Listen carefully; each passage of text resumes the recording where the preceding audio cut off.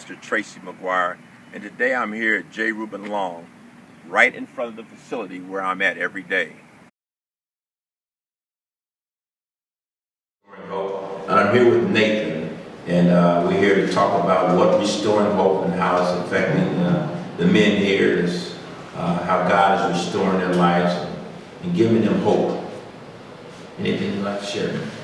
Yeah, I've been here for the last 5 months, and Pastor Tracy's been coming in regularly, and his frequent visits have actually helped us inmates in here grow together in our own fellowship each night. And in fact, Pastor Tracy had such impact on myself. I write down quotes in this Bible that I got that he says. One in particular is, God is wisdom, God is hope, but knowledge is a process. Let me know that change doesn't happen overnight. Hello, my name is Stuber. I'm here with Pastor Tracy. One thing I'd say that Restoring Hope has done for me, it destroyed a yoke. And I don't want to speak just on one thing because everybody else has spoken on a wide thing, a wide aspect of what Restoring Hope has done. But with me, it destroyed a yoke that has been holding me back for many years I didn't even know I had. Pastor Tracy came in and just the connection, the love, the passion that he has for us, that it's genuine, and that connection that he has and the passion, there's nothing like it. It's not nothing that you can fake. It's nothing that can be made up or anything like it. And whatever y'all can do to keep this going, I encourage it, please. Since I've been in here, God has restored relationships for me that I didn't think were restorable. I talk to my mother now. I get to talk to my daughter. I'd like to thank Pastor Tracy for coming in and restoring hope with every inmate here at J. Reuben Long, because he's like a father figure to us. And a lot of us are lost. We are without hope. He come in and he give us hope. My name is Tasha. I have been here in jail for 6.5 months. My first Bible study was, I remember it was the one about our father. And so I focused in on my dad. And since then, I've been able to forgive him for the things that he did to me. And since then, he comes visit weekly. And I talk to him on the telephone all the time. We became very close since this Bible study. How you doing? My name is Forrest Nelson. I'm sitting here with Pastor Tracy. And first of all, I'd like to thank God for putting Pastor Tracy in our life with restoring hope. And when Pastor Tracy come out here, he give a good word to us. He always talk positive, give us positive feedback. He teach us to stay in the Word and keep our faith, keep our strength, and everything's gonna be all right.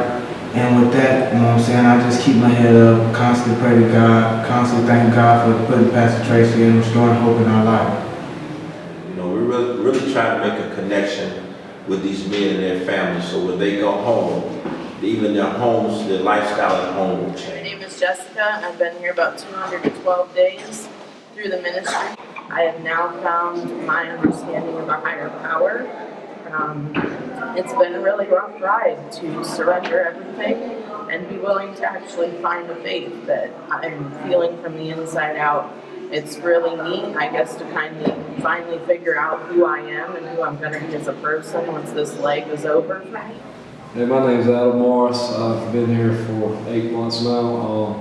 When I first come, God's really changed my life since I've been here. I first come here, I was depressed, down and out, didn't have anybody to turn to. My mother had 2 heart attacks. She's been struggling a lot since I've been in here.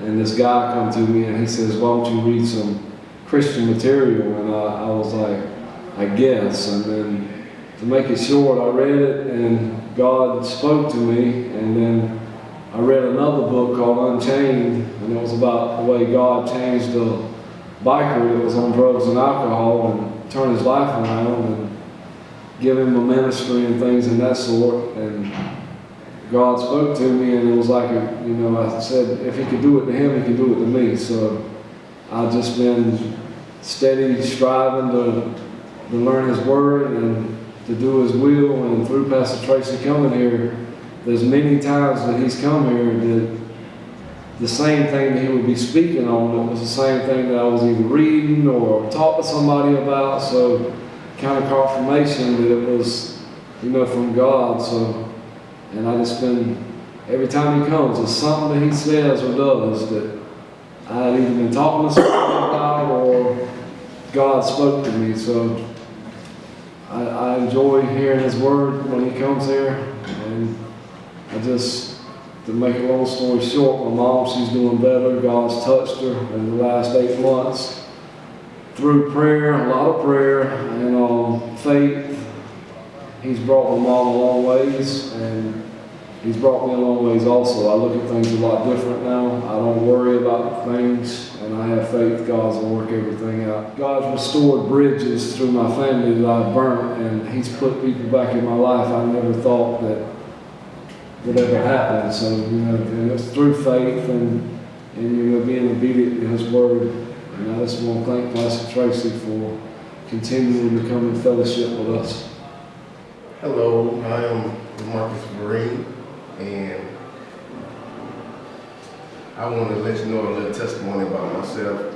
Since I've known Pastor Tracy with Restoring Hope, I've been in the Bible a lot more, and I believe a lot about God himself and his son. I believe in Jesus Christ. And, well, a lot been going on in my life, and if I sit here all day, it'll take a long time to tell you about it.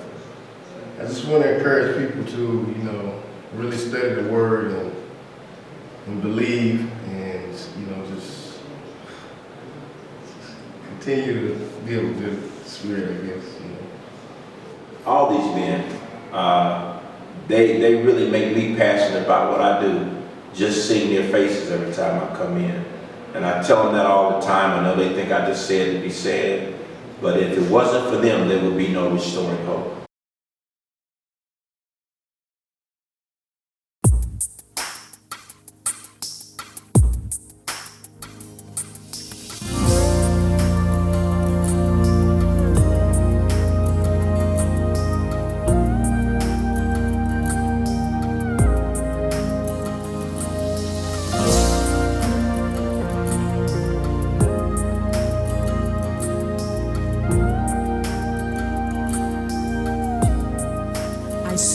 Falling down, so I reach out my hand to pick you up and help you stand. I know you're hungry now. I reach into my bag to feed your hungry soul and fill you up again. Hi, my name's Ed Jenkins. I originally came from the state of Maryland. Your pain is my pain. Prior to moving here, before I retired, I had 23 years of law enforcement experience. I had experience as a state trooper on the street. I was a correctional supervisor in a maximum security prison. And for the last assignment that I had before I fully retired was 3 years at a maximum security reentry facility in Baltimore, Maryland. Got involved with J. Rubin Long Detention Center and tried to help some of the guys straighten their life out and find out that there might be a better way than the life that they chose.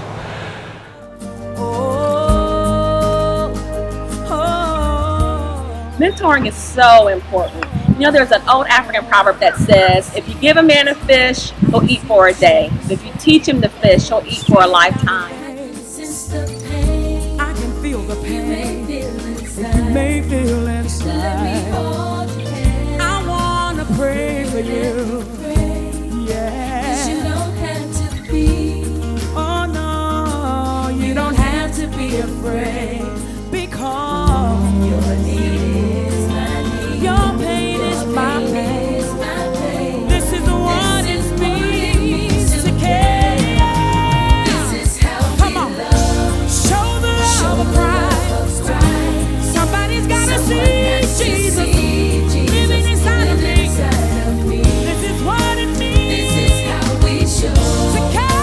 Others that He's real. So mentoring is just an amazing opportunity I'll give you an example. When I was 16 years old, I had a mentor in my life that really poured into me. She showed me how to be a great business person, showed me how to dress.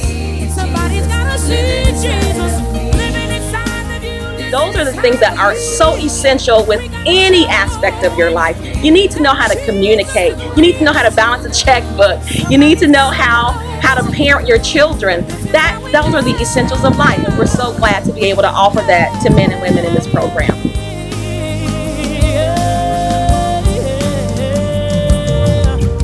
Listen, it's not enough just to say it. Come on. Don't just say it. 'Cause love is a verb. Love is a verb. Love is a verb, y'all. Don't just say it, no.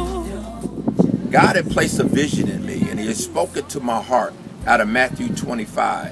And I'm going to paraphrase it, because what it says is Jesus was speaking to the men on the right and on the left, and he began to tell them that I have prepared a kingdom for you that's been prepared since the foundation of the earth.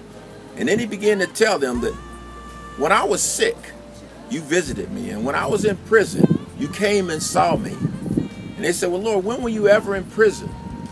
And he told them, he said, when you have done the least to these, you have done unto me. And that really moved my heart with compassion. We restore the men and the women, their relationship back into the Father. The second component is we restore their families, them back into their families. We get their families connected with the household of faith. The other thing that we do is we connect them with community resources. And we also help them with job opportunities. We're connected with different contractors, so we're able to provide them with job opportunities.